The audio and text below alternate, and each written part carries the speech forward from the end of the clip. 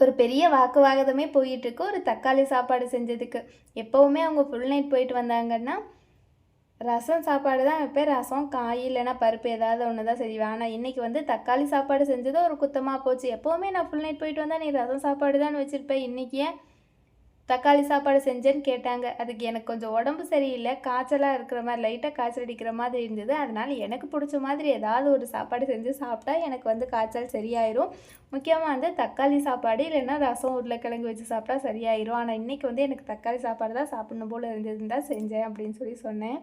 அதுக்கு எதுக்கு ஹாஸ்பிட்டல்லாம் அப்புறம் நம்மளுக்கு பிடிச்ச சாப்பாடு செஞ்சு சாப்பிட்டாலே காய்ச்சல் சரியாயிரும், அப்புறம் ஏன் ஹாஸ்பிட்டல் போகிறோம், அப்புறம் ஏன் மாத்திரை வாங்கி சாப்பிட்றோம் அப்படின்னு சொல்லிட்டு இப்போ கேட்டுட்டு இருந்தாங்க. அது தெரியல. ஆனால் எனக்கு வந்து லைட்டாக காய்ச்சல் அடிக்கிற மாதிரி இருந்ததுன்னா, எங்கள் அம்மாலாம் ரசமும் உருளைக்கிழங்கும் தான் வச்சு தருவாங்க அப்படின்னு சொல்லிட்டு ஒரு பெரிய வாக்குவாதமே எங்களுக்குள்ளே போயிட்டு இருந்தது. அப்புறம் வந்து சந்தைக்கு போயிட்டு வந்திருந்தோம். இந்த வாரம் வந்து சனிக்கிழமை சந்தைக்கு தான் போயிருந்தோம். நிறையெல்லாம் காய்கள் வாங்கல, சும்மா ஒரு 4-5 காய் தான் வாங்கிட்டு வந்திருந்தோம்.